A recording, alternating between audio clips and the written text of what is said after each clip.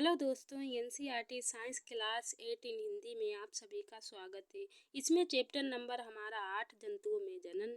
ये हम जंतुओं में जनन हम करा चुके हैं। इसका कॉन्सेप्ट सारा हमने करा दिया है एक वीडियो में। आपने ना देखा हो, आप पहले हमारे उस वीडियो को देख लीजिए। आज हम इसके अभ्यास प्रश्न कराने जा रहे हैं। जो हमारे अभ्यास प्रश्न इसमें दिए गए हैं, आज हम अभ्यास प्रश्नों को विस्तार से समझते हैं और करने की कोशिश करते हैं जो हमारे अभ्यास प्रश्न दिए गए हैं। तो इसमें हमारा पहला अभ्यास प्रश्न रहने वाला है। देखते हैं, सजीवों के लिए जनन क्यों महत्वपूर्ण है। जो सजीव होते हैं उनके लिए जनन क्यों महत्वपूर्ण है, इसे समझाइए। तो हम इसे करते हैं। जनन वह प्रक्रम है जो जीव की उत्तरजीविता के लिए आवश्यक होता है। जो जनन होता है क्या है, जीव की उत्तरजीविता के लिए आवश्यक होता है। जनन जाति की निरंतरता बनाए के लिए आवश्यक है। जो जनन होता है वह जाति में क्या होती है, जाति में निरंतरता बनाने के लिए आवश्यक होती है। जनन में जीवों का विशेष महत्व है। जो जनन होते हैं उनमें जीवों का विशेष महत्व होता है, क्योंकि एक जैसे जीवों से दूसरी जीवों में पीढ़ी दर पीढ़ी निरंतरता बनाए रखने सुनिश्चित करता है। जो जनन होता है हमारा पीढ़ी दर पीढ़ी निरंतरता बनाए रखने में सहायक होता है। प्रश्न नंबर 2 देखते हैं, मनुष्यों में निषेचन समझाइए। जो मनुष्यों में निषेचन होता है उसे समझाइए। देखते हैं, प्रश्न नंबर 2 हमारा है, जनन प्रक्रम का पहला चरण। जो जनन है वह प्रक्रम का पहला चरण है। जब शुक्राणु और अंडाणु का क्या होता है, संलयन होता है। जब शुक्राणु अंडाणु के साथ क्या करता है, संलयन करता है, तब शुक्राणु अंडाणु के संपर्क में आते हैं। शुक्राणु जो होता है, पिता का शुक्राणु माता के अंडाणु के संपर्क में आते हैं, तो इसमें से एक शुक्राणु अंडाणु के साथ संलयित हो जाता है और शुक्राणु अंडाणु का ये संलयन जो संलयन निषेचन कहलाता है। जो शुक्राणु और अंडाणु का क्या संलयन होता है उसी को क्या हम कहते हैं, निषेचन कहते हैं। निषेचन के समय शुक्राणु और अंडाणु संलयित होकर एक हो जाते हैं। दोनों क्या होते हैं, एक साथ संलयित हो जाते हैं और एक हो जाते हैं। निषेचन के परिणाम स्वरूप युग्मज का निर्माण होता है। जो निषेचन का परिणाम स्वरूप युग्मज का निर्माण होता है। निषेचन के प्रक्रम में जो स्त्री माँ होती है उसका अंडाणु और जो नर पिता होता है उसका शुक्राणु संयोजन होता है। इन दोनों को क्या होता है, संयोजन होता है। नई स्थिति में कुछ लक्षण अपनी माता से, कुछ लक्षण क्या होते हैं अपनी माता से और कुछ पिता से वंशानुगत होते हैं। प्रश्न नंबर 3 देखते हैं, सर्वचित उत्तर चुनिए। जो हमारा सही उत्तर है उसको हमें चुनना है। 4 हमारे इसमें ऑप्शन दिए गए हैं, इसमें से एक ऑप्शन हमारा राइट है, उसको हमें क्या करना, चुनना है। का आंतरिक निषेचन क्या हो निषेचन होता है। आंतरिक जो निषेचन होता है वो किस में होता है, कल इसमें हमने विस्तार से समझाया था और पढ़ाया था। आप उस वीडियो को अगर देख लेते हैं तो आपको ये बहुविकल्पी प्रश्न करने में कोई प्रॉब्लम नहीं होगी और अभ्यास प्रश्न भी आप बहुत अच्छे से कर सकते हो। तो हम देखते हैं आंतरिक निषेचन किस में होता है। मादा के शरीर में होता है या मादा के शरीर से बाहर होता है, नर शरीर में होता है, नर के शरीर से बाहर होता है। तो इसमें हमारा राइट आंसर कौन सा रहेगा, मादा के शरीर में होता है। जो आंतरिक निषेचन होता है क्या होता है, मादा के शरीर के अंदर होता है। देखते एक टेडपोल जिस प्रक्रम द्वारा वयस्क में विकसित होता है वह होता है निषेचन होता है, कायांतरण होता है या रोपण होता है या मुकुलन होता है। तो इसमें हमारा जो राइट आंसर है क्या है, कायांतरण होता है। जो टेडपोल होता है जिस प्रक्रम द्वारा वयस्क में विकसित होता है तो वो क्या होता है, कायांतरण होता है। इसका देखते हैं, एक युग्मज में पाए जाने वाले केंद्रकों की संख्या होती है। जो एक युग्मज होता है उसमें पाए जाने केंद्रकों की संख्या कितनी होती है, इसके बारे में पूछा गया है। कोई नहीं होती है, एक होती है, दो होती है, चार होती है। तो इसमें हमारा राइट आंसर कौन सा रहने वाला है, इसमें हमारा सी, जो इसमें होती है युग्मजों की संख्या 2 होती है। प्रश्न नंबर 4 देखते हैं, इसमें हमारे ट्रू और फॉल्स पूछे गए हैं। तो हम देखते हैं इसमें हमारा कौन सा ट्रू है और कौन सा फॉल्स है। तो निम्न कथन सत्य और असत्य संकेत कीजिए, संकेत की पहचान कीजिए। कौन सा हमारा असत्य है और कौन सा सत्य है। देखते हैं का अंड प्रजक जंतु विकसित शिशु को जन्म देते। जो अंड प्रजक होते हैं जंतु वो विकसित शिशु को जन्म देते हैं। ये हमारा राइट है या ये हमारा ट्रू है या फॉल्स है। तो इसके हम समझते हैं। तो इसमें क्या है, हमारा ये फॉल्स है। एक गलत है, क्योंकि अंड जंतु विकसित शिशु को जन्म नहीं देते हैं।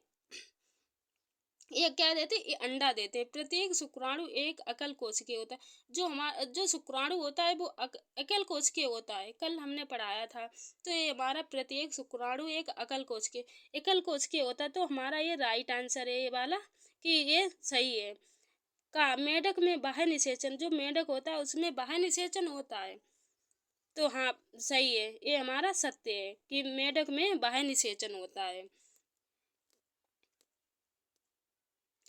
प्रश्न नंबर देखते हैं हमारा, जो घा है वह कोशिका जो मनुष्य में नए जीवन का प्रारंभ होता है, इगमज कहलाता है।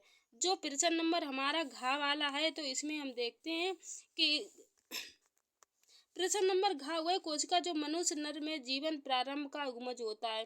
तो इसमें हमारा राइट आंसर क्या, राइट है या फॉल्स है?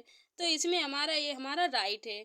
वह कोशिका जो मनुष्य में नए जीवन का प्रारंभ होता है उसे इगमक कहलाता है। निषेचन के पश्चात दिया गया अंडा एक एकल कोशिकीय होता है। जो निषेचन होता है उसमें दिया गया अंडा एकल कोशिकीय होता है, सही है। जो शुक्राणु होता है वो हमारा क्या हो, एकल कोशिकीय होता है। प्रश्न नंबर 4, इसका 4 देखते हैं। अमीबा मुकुलन द्वारा जनन करता है। जो अमीबा होता है वह मुकुलन द्वारा जनन करता है, असत्य, ये हमारा असत्य है। प्रश्न नंबर इसका 6 देखते हैं। अलैंगिक जनन में भी निषेचन आवश्यक है। जो अलैंगिक जनन होते हुए हैं उसमें भी निषेचन आवश्यक है। तो ये हमारा असत्य है। इसका हम जा देखते हैं। द्विखंड अलैंगिक जनन की एक विधि है। द्विखंड अलैंगिक जनन की एक विधि है, तो क्या है हमारा, राइट है। निषेचन के परिणाम स्वरूप युग्मक बनाता है। तो इसमें हमारा ये ट्रू है। जो निषेचन होता है उसके परिणाम स्वरूप ही क्या युग्मक बनते हैं। इसका अड़ा देखते हैं। भ्रूण एक एकल कोशिका का बना होता है। जो भ्रूण होता है वो एकल कोशिका का बना होता है, फाल्स, ये हमारा असत्य है। प्रश्न नंबर 5 देखते हैं। युग्मक और गर्भ में दो भिन्नताएं दीजिए। जो युग्मक होता है गर्भ में दो भिन्नताएं पूछी गई हैं। तो प्रश्न नंबर जो हमारा 5 वाला है, इसमें शुक्राणु और अंडाणु का क्या होता है, संलयन युग्मज कहलाता है। ये एकल कोशिकीय होता है। जो शुक्राणु होता है क्या होता है, एकल कोशिकीय होता है। अब गर्भ भ्रूण की वह अवस्था जिसमें सभी शारीरिक अंगों की पहचान हो जाती है, क्या बहु कोशिका कहलाता है, बहु कोशिका होता है। ये क्या होता है, भ्रूण क्या होता है, गर्भ कोशिका में जो गर्भ होता है वह गर्भ की वह अवस्था जिसमें सभी शरीरों की अंगों की पहचान हो जाती है, वह बहु कोशिका होता है।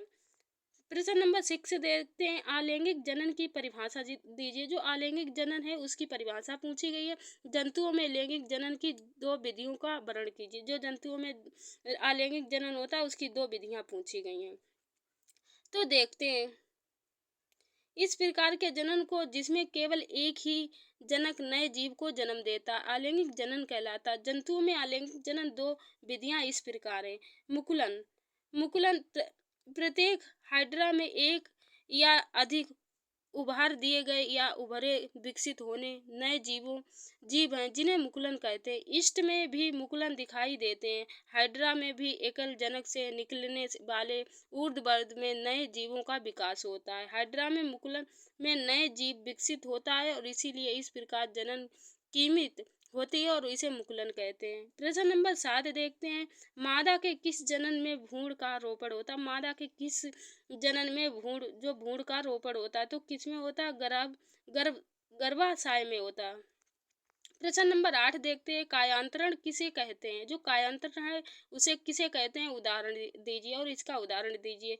टेडपोल रूपांतरित होकर वयस्क में बदल जाता है। जो टेडपोल होता है रूपांतरित होकर क्या होता है, एक वयस्क में बदल जाता है। जो छलांग लगा सकता है और तैर सकता है। कुछ विशेष परिवर्तनों के साथ टेडपोल का वयस्क में रूपांतरण कायांतरण कहलाता है। प्रश्न नंबर 9 देखते हैं। आंतरिक और बाह्य निषेचन में भेद कीजिए। जो आंतरिक और बाह्य निषेचन होता है उसमें भेद पूछा गया है। आंतरिक निषेचन मादा के शरीर के अंदर होने वाले निषेचन को क्या कहते हैं, हम आंतरिक निषेचन कहते हैं। ये मनुष्य या अन्य जंतुओं जैसे मुर्गी, गाय, कुत्ते आदि में पाया जाता है। जो आंतरिक निषेचन किसमें पाया जाता है? मनुष्य होता है, मुर्गी होती है, गाय होती है, कुत्ते, इसमें आंतरिक निषेचन पाया जाता है। बाह्य निषेचन किसमें पाया जाता है? वह निषेचन जो मादा के शरीर से बाहर होता है। जो मादा होती है उसके शरीर से क्या बाहर होता है, उसे हम बाह्य निषेचन कहते हैं। ये किसमें होता है? ये मेढक में होता है और मछली और जो स्टारफिश इत्यादि में दिखाई देता है। तो यहाँ पे हमारे सारे अभ्यास प्रश्न कंप्लीट होते हैं। चलो मिलते हैं नेक्स्ट वीडियो और न्यू टॉपिक के साथ।